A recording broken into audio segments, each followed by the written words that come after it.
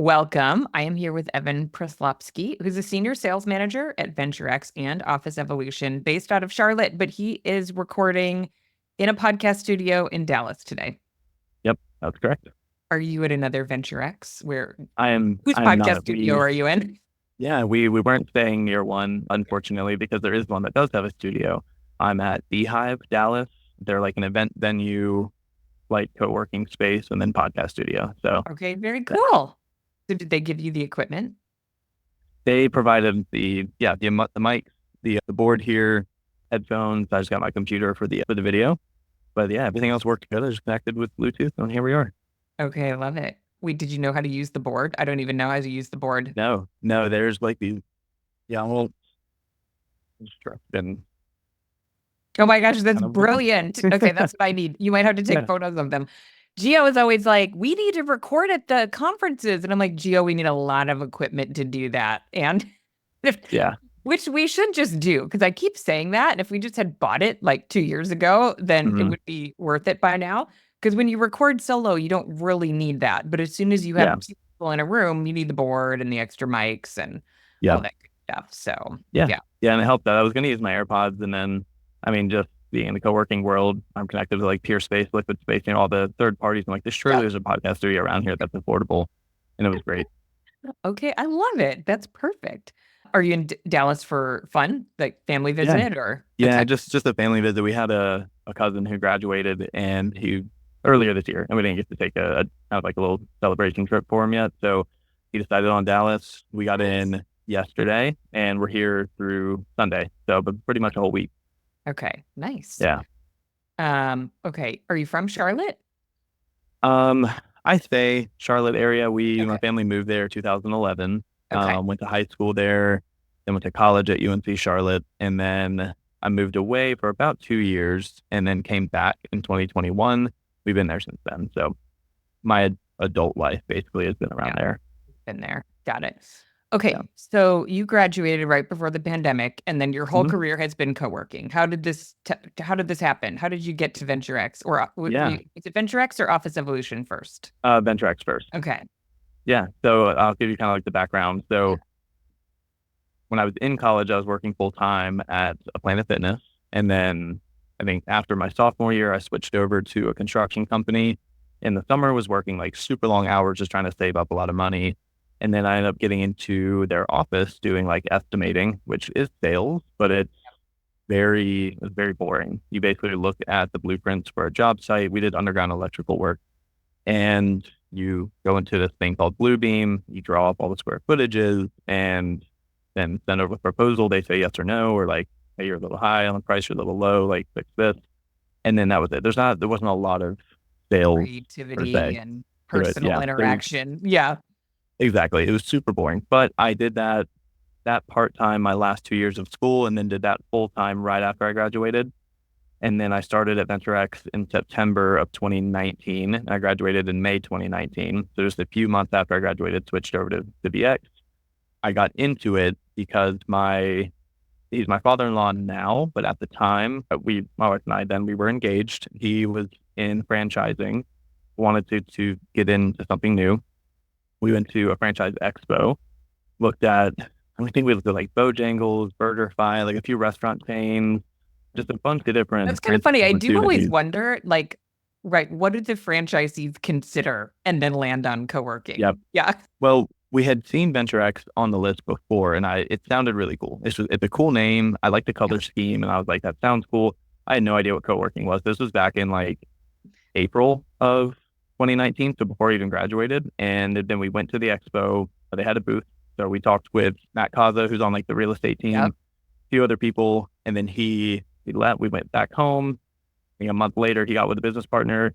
They decided they were going to do a location. They came to me because he knew I hated my job, what I was doing in the estimating for construction. He was like, well, we're going to open a location in Durham.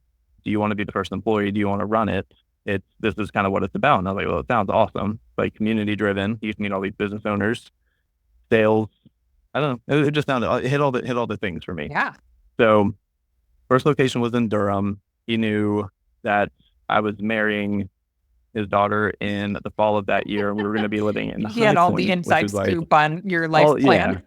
pretty much. Yeah. So she was a year younger than me, went to High Point University. High Point is like right in between Charlotte and Durham, like an hour and a half from each, a little bit closer to Durham. But I would be living in High Point and commuting to Durham to run that location. I was like, you know what? He's like entrusting me as the guy, so I'm going to be the guy. So that's kind of how we got into it. I thought it sounded cool, so we talked to him, and here we are. Wait, so how many locations now? We have 6 VentureX's and 1 Office Evolution. Wait, since 2019? Mm-hmm. Yep. That's impressive. Yeah, it was a quick turnaround because we opened Durham basically at the end of 2019, and then in February of 2020, purchased 3 Serendipity labs and converted them to VentureX's. Oh, So we went from like interesting. 1 to Okay. 4 really quickly. Yeah. I was going to say, I mean, because usually it's like the lease process, it's like really hard to get one a year just because, well, if you have the capital, but even if you have the capital, just the process of like real estate search, lease signing, people who want to scale get really impatient. So, wow, that's fun. I don't know how the kind of serendipity thing came across their plate. I think just because it was in our target areas, our target markets. There was Charlotte, Greenville, South Carolina, and Charleston, South Carolina. Charlotte and Greenville were already open. Charleston was opening April of 2020.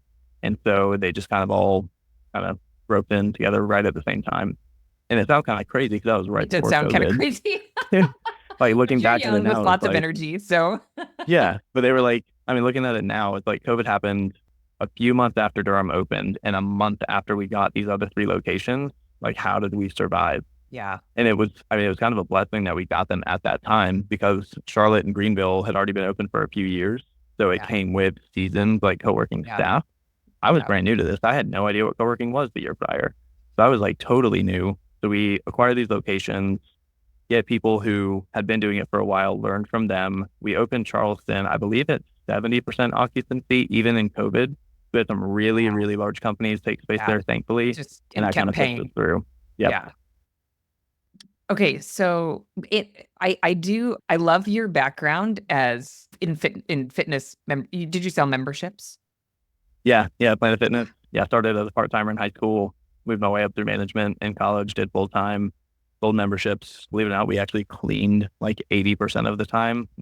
Our franchise owner was like super, I guess, touchy about the cleaning, which was fine because now I go into gyms and I'm like, that's gross, that needs cleaned, that needs or even the co-working space. I always say like, I feel like it's not really coachable, although maybe you did learn it. I mean, because you would have been a guy out of college who knows how clean your dorm room or apartment was. Yeah. And like you trained your brain, like, but just that eye to walk into a co-working space and be like, the pillow's out of place, or, you know, the whiteboard has markers on it. Like not everybody notices those things. Yeah. No, it's the same thing. I go into the cafe. I look at the kind of where the cups are placed. Are the shelves dusty? Is the fridge gross? Is the microwave gross? Is there like dust in the corner as I'm walking around the floor? And probably not everybody sees it, but I was like trained to look for all that stuff. Yeah. I mean, we like dusted the trusses, the giant truss. I had to deadlift and pick up treadmills so we could vacuum and clean under the treadmills. I'm talking like meticulous, but I appreciate having done that because now I like to think our spaces are really clean. Totally.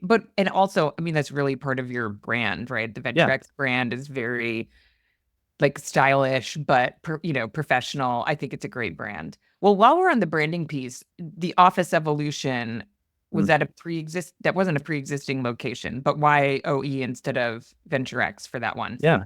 So it actually was pre-existing. It was another franchise owner. And then when United Franchise Group, our parent company, I guess, bought Office Evolution and put it under the umbrella, that owner, I think he wanted to retire and was like, hey, I'm looking to sell. It was in our market. So he already had it like 90% full.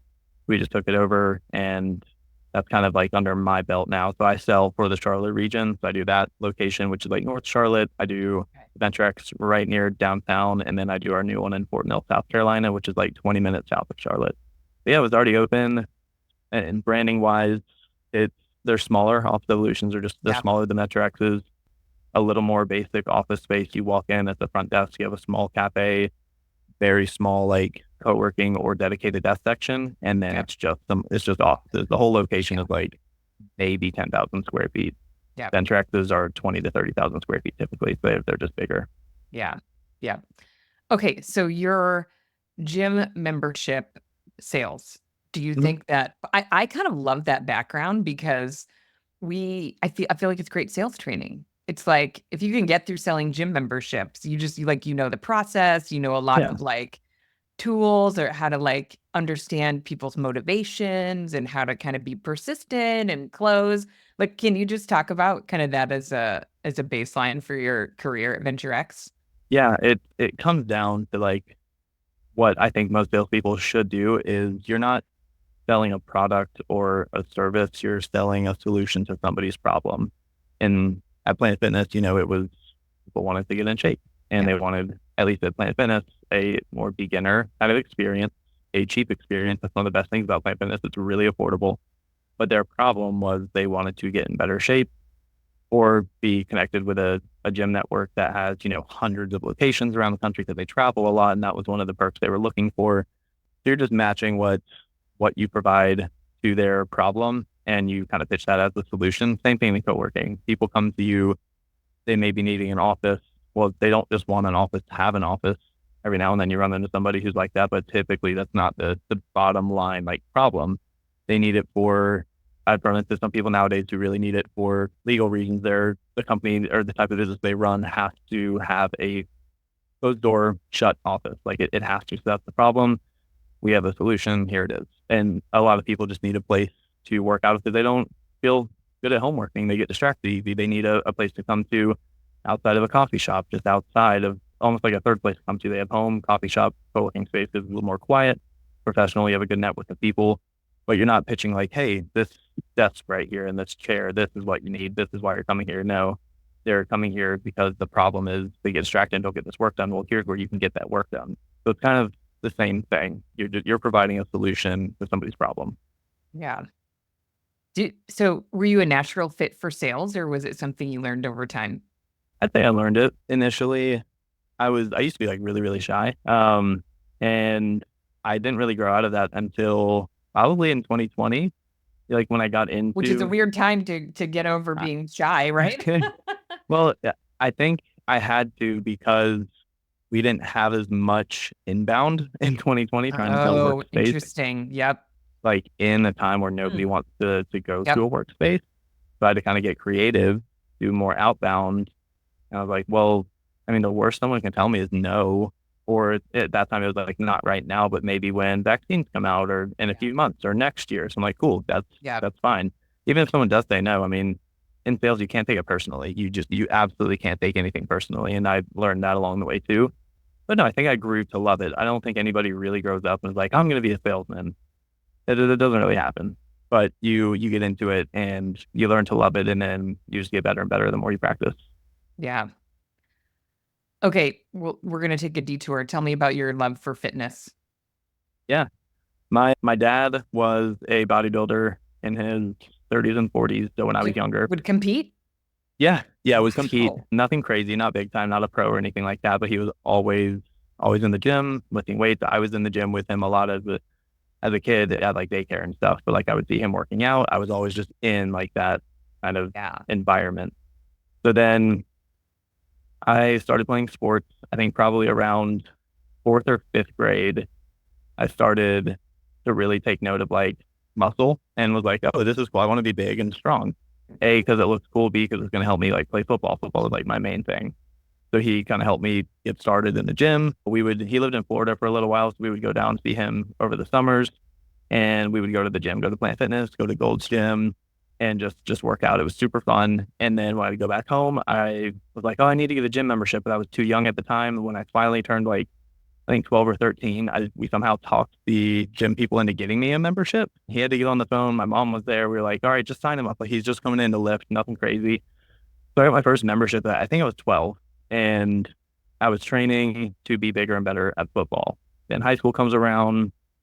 During high school sports, usually take like a body wellness or some sort of lifting class, really catered towards your sport.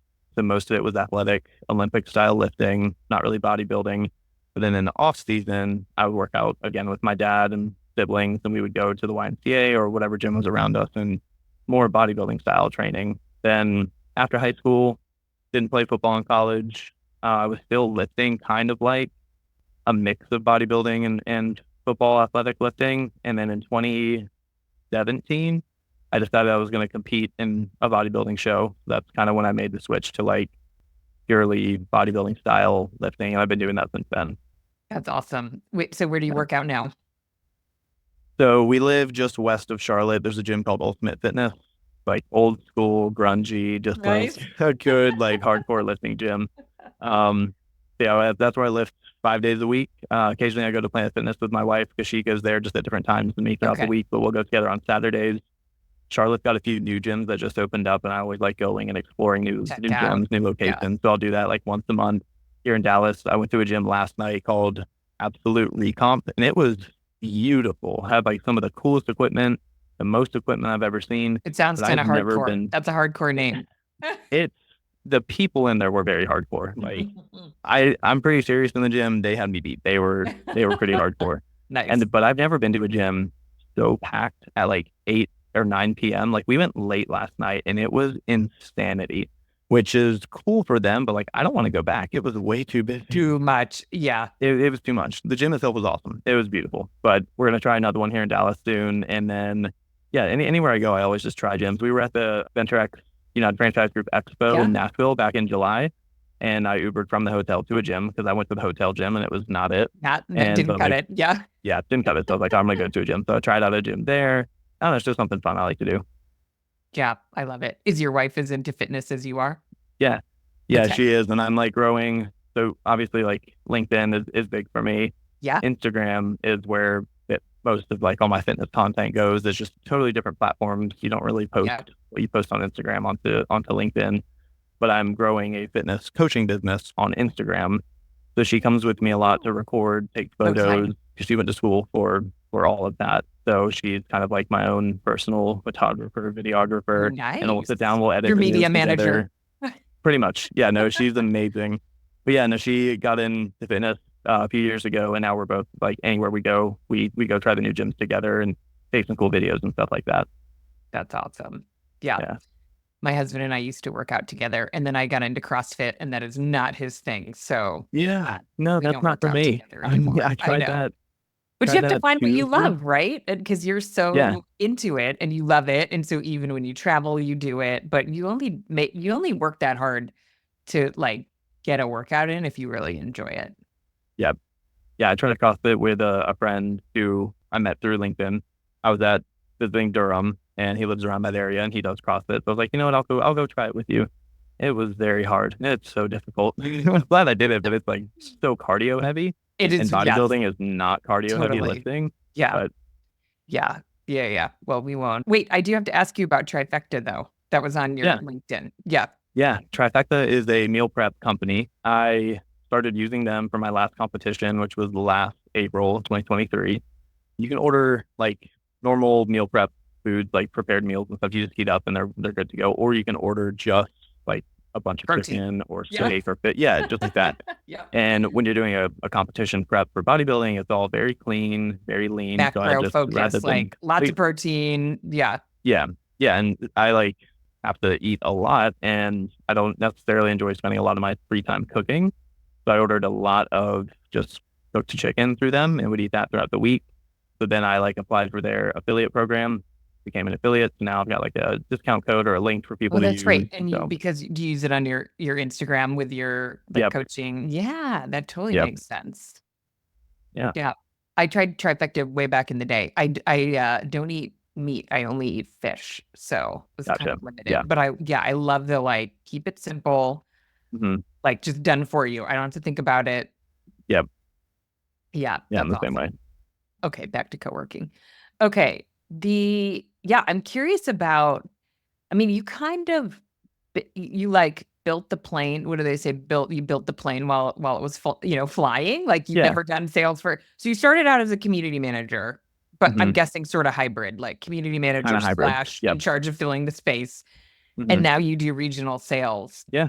Yeah, I mean, how do you think about the sales process in this industry, which is kind of a broad question, but maybe, you're talking about being solutions oriented. I find so not that many, you're in a unique position where you work for a multi-site owner. And so, you're kind of overseeing sales across multiple locations, and you've developed this expertise at this point.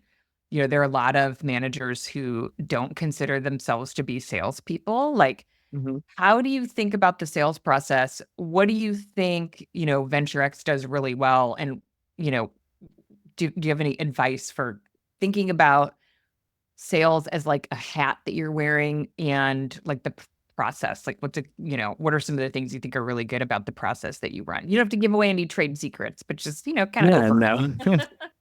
no. Okay, so let me answer the I know I jammed a lot of questions in there. let me think. So yeah, I started community manager, did a little bit of like hybrid. For the Yeah. people who don't necessarily call themselves like salespeople, or they may not truly like enjoy sales, but they're in that position. Yeah. I don't know. I think I've always taken a very casual approach to sales. I'm not very pushy. Everyone thinks like, oh, don't be like a used car salesman Yeah. or like that old fashioned kind of salesperson.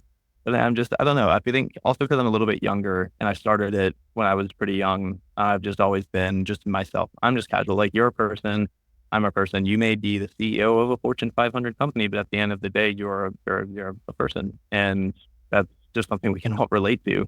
And so you don't have to be salesy and come across that way. You just listen to a lot of it. I would say listening is huge. Listen to their needs, what their problem is. And then if you have the solution for it, or if you don't have exactly what they need, try to get creative to match the best you can what you have available in your space to what they're looking for, and then provide it to them. And then you just keep it's just a conversation. You're asking like, here's what we have, here's what you were looking for, here's kind of where we align on everything. You think this is an approach that we can take? So I would just say for the people who are a little bit uncomfortable or not a big fan of being in sales, just like keep it real casual. It's not that hard. And I think the people who get sold to a lot appreciate people who are just like talking to them like they're a person. They're not like, good afternoon, so and so. Hope you've had a great day so far. The weather's been awesome here. Like Yeah. it's nobody cares. Nobody's really talking Yeah. about it. Just The talk like sales yourself. robot. Talk like you're Yeah. talking to somebody. So I don't know. Hmm. It's always just like be casual. VentureX, I think what we do that that could be something that the mom and pop shops or the one-off co-working locations could do as well that would help them is systemize the best you can, especially being in a multi-location franchise group. That's been a huge thing for the past 12 months we focused on is how much can we like systemize and automate across the board. So we don't have people in our Greenville location doing something differently than our Charlotte location. And then both of those are doing something different than Durham. It's like you need to try to make sure everything is done the same and it can be repeatable. And then my other piece of advice is just track everything. No piece of data is worth like throwing away. You need to track all the leads come in, where they came from, did they respond, like everything you can. Because at the beginning, we didn't really have the platform to do so. Now we've been using HubSpot for years. Our franchise group switched over to Yardi for our CRM, which is amazing, but you've got to track all of your data and keep it. Like that's a huge one. So I don't know. That's my little bit of advice for them, I'd say. Yeah. I mean, I think just doing the basics, and to your point, systematizing. I see a lot of people with like the post-it notes of people they need to follow up with. Yeah, Like, no. that's what it was. Yeah, Yeah, yeah, at the yeah. beginning, like Hmm. I had a what's it called? No, like a notebook paper that you like flip through, and I was like writing down who's I'm following up with tomorrow. And now Yeah. HubSpot's beautiful, and you throw in your tasks and they can Yeah. send you reminders. Then even if you don't use HubSpot, there's plenty of other platforms Yeah. out there that can help you and help you grow. Yeah, and just like, I mean, even a notebook, if you're really diligent about the hmm process and following up. I do feel like sometimes in this business, people are really passionate about people, but aren't passionate about sort of the process and the systems. And it's like, well, the only way you can be passionate about people is if you have members in a sustainable business. And a lot of that is just being really diligent about lead management. So, do Yep. you talk about kind of your role as a regional salesperson? Do leads come in to at the location level? Which ones do you manage or not manage? Like, what does the overall flow look like? Yeah. So they do come in to the location. The one downside I would say to franchising, at least how we have it set up, is I can't have one HubSpot account for the 3 locations I manage. I have 3 separate HubSpot accounts. Oh, So 3 separate interesting. pipelines, 3 Okay. separate emails. Yeah. So it is location specific for us. So, which I guess is kind of fine because I am able to like keep everything separate and I'm not responding to a Fort Mill lead Yeah. and or I'm not like responding from my Fort Mill mind to an Office Evolution lead up in university or something like that. Like it's all separate.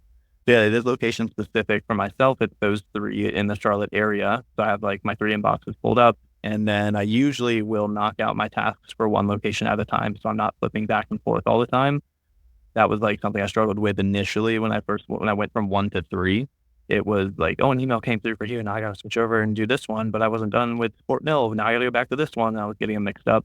Yeah. Now it's like, okay, an email comes through. We're not in like life or death situation. I don't need to immediately switch over and go to this one. If I have the capacity or just the time to do so, if whatever I'm doing for the Charlotte location isn't as pressing as a new lead coming in, then I will switch over and take on that new lead. But it is per location. Right now we have automation set up that started a few months ago. When a new lead does come in through our website, they automatically get emailed. They'll automatically get followed up with for like 2 or 3 times, and then it will task me to reach out and call or text if we haven't heard back yet. But if they do respond, it cuts off the automation and then I take it over. So that's helped a lot, especially with multi-location, not having to actually physically respond to every lead that comes in. Because if I'm doing something like this, or if I'm traveling, or someone reaches out over the weekend, they're not having to wait until Monday for someone to reach out. They're still getting an email saying like, "Thank you for reaching out. What are you looking for? We'd love to help." Something like that. Is that like an AI automation? This came up at the conference this week. Was it like a hot topic? And Yeah. Expansive actually on the panel said they initiated this process and realized like 50% of their leads were coming in nights and weekends. 50%. And then nobody's Yeah. That's answering for huge. sometimes 2 days later, right? If it's the weekend.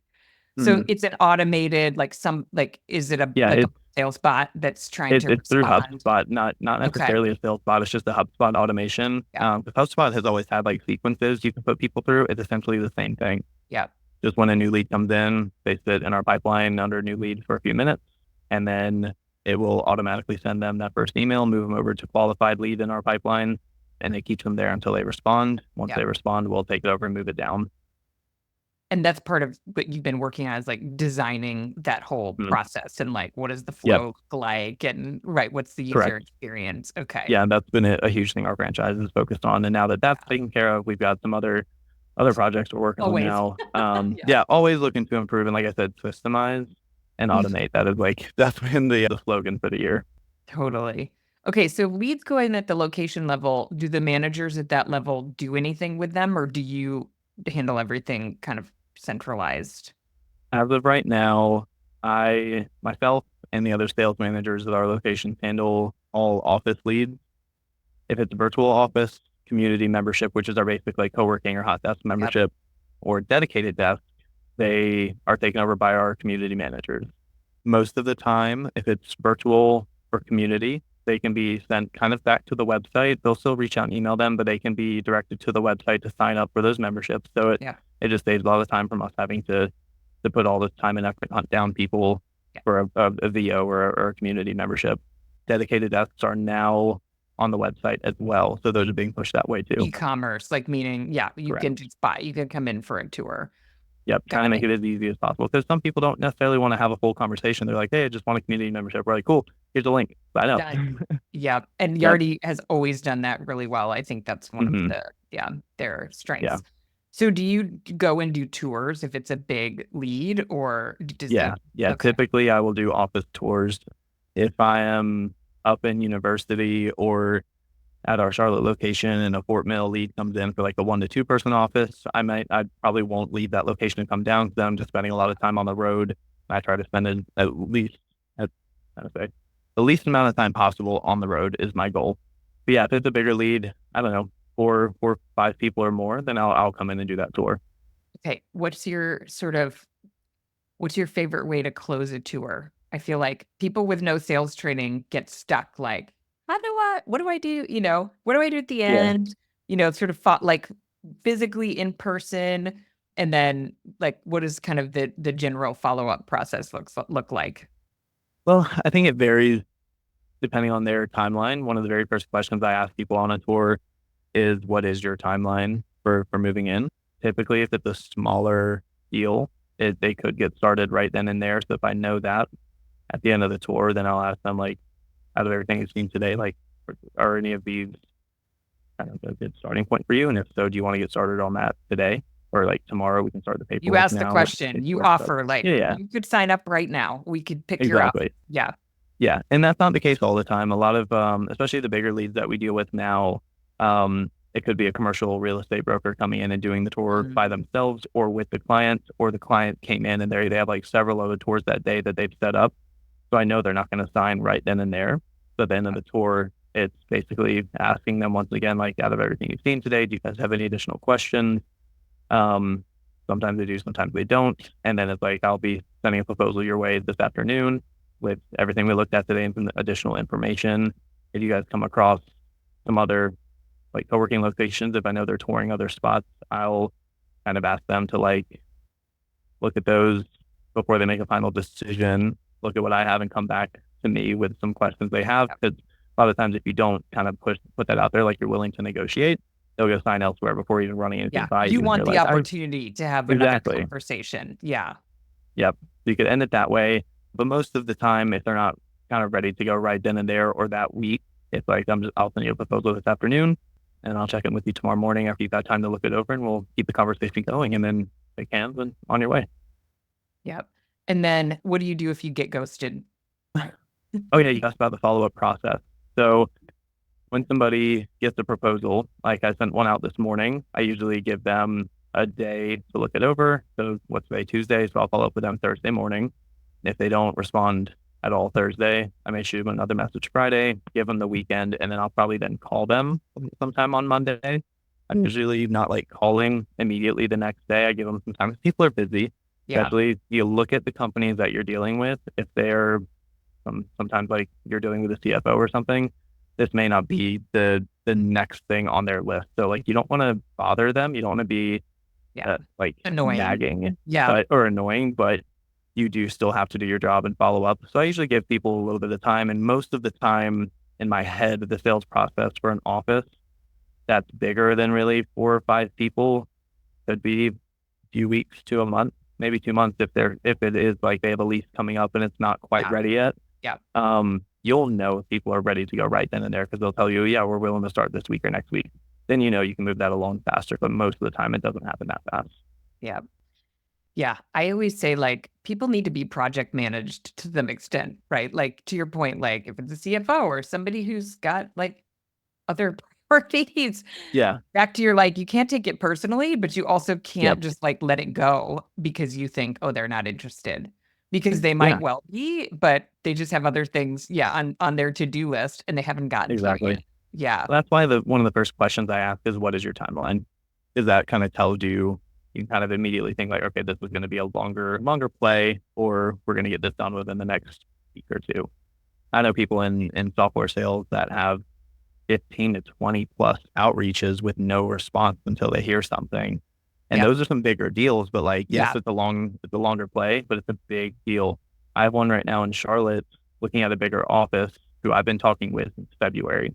That office they're looking at has been occupied since then, but they're in a lease that is coming up here in Q4.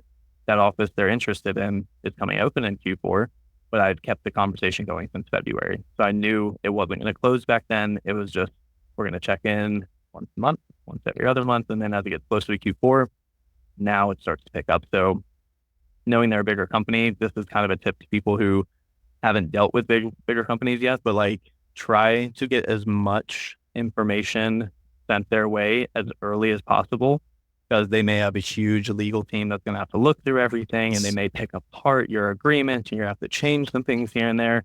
And if you don't realize all that until it's like 2 weeks until they're ready to move in, it causes massive headaches. So with them, they've toured like 3 times, I think, since 4 times. First time in February, 3 times between July and now. And on that last tour, I was like, I'm going to send you an agreement. It's not the official one. Look over all the terms and conditions. Will let me know like if you need any changes or anything. So we can knock this out now. So when you are ready to move in, we're not still dealing with this. So with the big guys, you got to get as much done as possible as early as possible. Yeah, I love that. We forget Yeah. because you know, just because you're nimble and can do things really quickly doesn't mean they can. Yeah, especially when the legal team gets involved. Any other sort of like mindset aspects of the role that you like to keep in mind, like that you might be helpful? Like, Sales wise, I always think of like being successful in sales, you kind of have to like be a robot. It's it is repetitive mm, because you're getting a new lead in yep, and you're starting at the same point with them, but you've just done all these steps with this other lead, and now you're basically starting new with a new person. But you can't take anything personally. Just be a robot, do your follow-ups. Once you've done all your inbound and responded to everybody, now you get into your outbound, start prospecting people. LinkedIn is huge, especially in our industry. Most of the people that we deal with are going to be on LinkedIn. yeah, So I find a lot of our outbound approaches successful that way. I don't know. I just think sales, just to be successful, you have to be very robotic and organized. It's not like we were saying in the past, like sticky notes of, hey, I got to follow up with this person. And then, oh, here's the sticky note. I got to follow up with this person. yep. Be organized, be systematic, and just follow those steps and keep going. You've got to just be relentless with the follow ups. It's just something you can't quit. Sales is like you just keep going. You get told no like 90% of the time. Right. Brush But it it's off a and just keep numbers going. game, right? So It's yeah, a you numbers just game. have to Yeah. follow every lead through and then some hmm percentage of them. Yeah. Yeah. I made a post on LinkedIn the other day about being relentless. And I've got this tattoo on my arm that means to be relentless. So it's Ah, like just something I live by, and it thankfully that I'm in sales translates. Sales, you just got to keep going and keep going and keep yeah, going. totally. Is there, and you don't have to tell me which one, but do you use an app for your LinkedIn prospecting or is it mostly like DMs like in Sales Navigator? Mostly Sales Navigator or just DMs and connecting with people. If I'm doing the outbound prospecting, it is usually I read an article in like the Charlotte Business Journal or something like that Mm, about a company who, like, I had one, probably the biggest outbound deal I closed early this year was I read a company who signed a lease for some brand new office building in Charlotte. It thankfully had the brokers on the deal. So I reached out to the broker and was like, congratulations, that's awesome.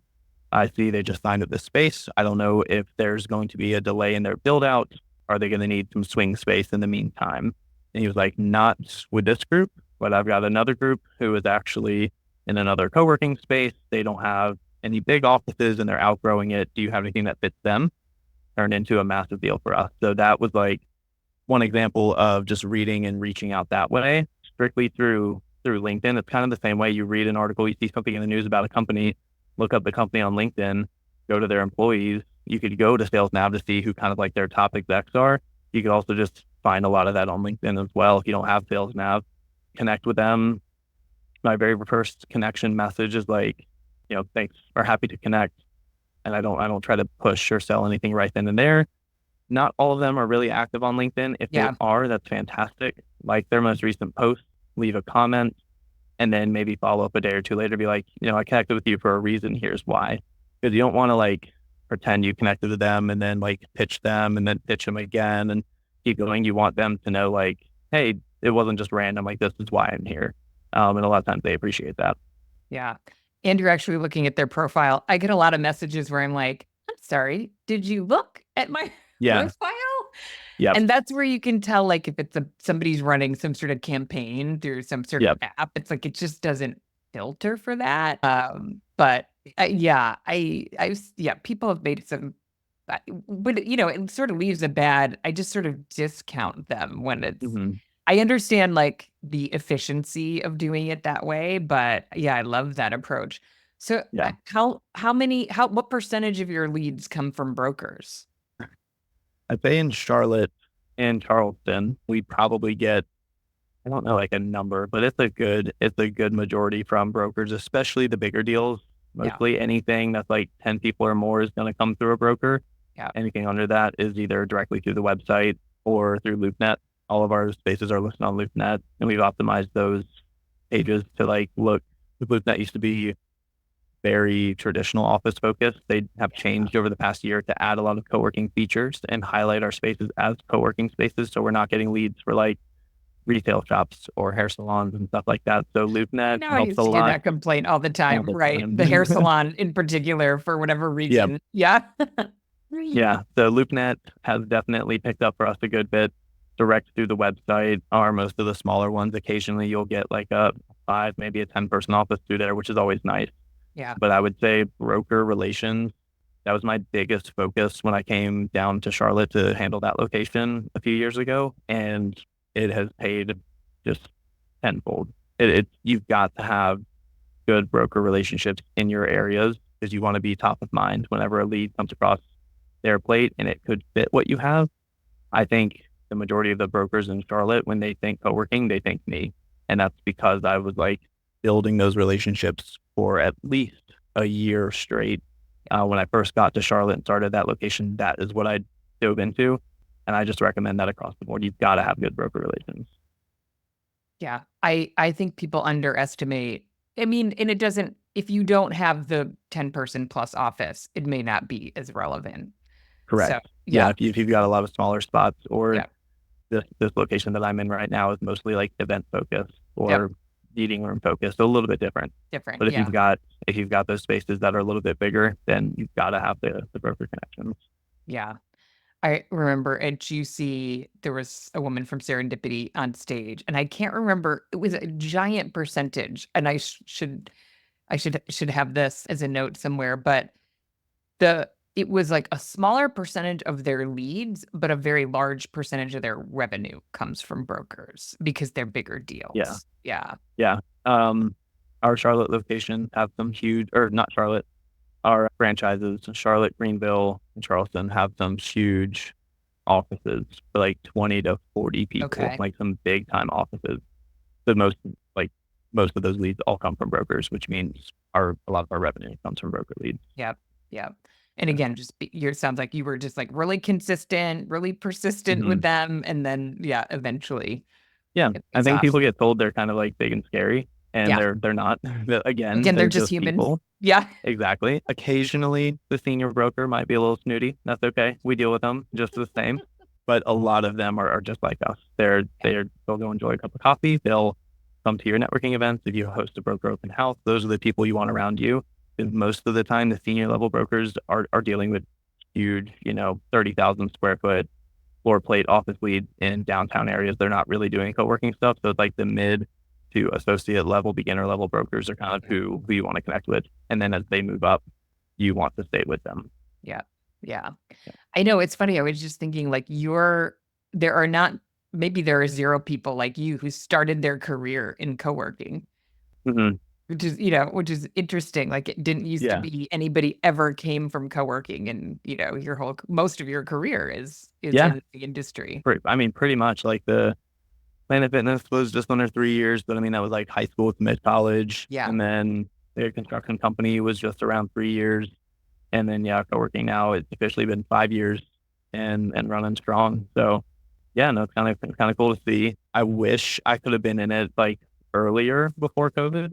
I never got to really see like I guess like the true like WeWork rise of like Yeah. 2018, 2019. I saw the crash and then COVID. So I wish I could have seen There were some tough truly years what in there. Yeah. yeah, no, definitely. I wish I could have seen truly like what co-working was like in 2018, 2019, because all I've really known was 2, 3 months before COVID. Yeah. And then since then, which now it's amazing. COVID was a rough year, but Yeah. really since then, co-working has been like on the rise, which is it's good to see. Yeah. Okay, my last question is, how do you think that being fit and healthy plays into your success at work? I would say, and this may just be something personal that I think, but when I see somebody who's fit and in shape, I think I respect it because it's something that you can't really pay to get. You are diligent in taking care of yourself. So I know this person works hard at something. They kind of hold high respect for themselves, taking care of their own body to look a certain way, to feel a certain way. So I don't know. I think when you walk in a room and you're like, dang, that person works out, like it kind of like demands attention and respect in my eyes. I don't know. That's how I see it. I think it helps me just like look, I don't know, look a certain way. Like I care about something, care about myself. And I don't know, I just think it helps with respect. Especially Yeah. me being like a younger guy. When I first started, I was like 22. So people were looking at me like, who is this kid like coming in here selling stuff? Oh, but he's kind of big. He works out. All right. So he's good at something. Let's see what he has to say. And now that I'm getting a little bit older, I say that I'm still young, but I don't know. I think it just helps with people looking at you and seeing like they are willing to work towards something and they earned that. That wasn't given. Your body and your health can only change if you put in the work, and people recognize that. Yeah. Awesome. Well, I'll Yeah. let you get back to your trip. Thank you for taking the time to do this today and for Yeah. showing up in a professional podcast studio. Yeah. No, I hope Yeah. it sounds good. It sounds good indeed. So I'm hoping it It comes totally across that sounds way too. great. Yeah, I Good. love it. Good. So, Well, I appreciate you having me. I've been connected with you for years, and to finally like have, I know we spoke on the phone, I think yeah, earlier last year at some point, but to actually like have a full on conversation, talking about co-working and diving into everything has been yeah. awesome. Awesome. Good. Okay, well, enjoy the rest of your trip in Dallas. Cool. Thank you very much. Talk to you later. Kevin.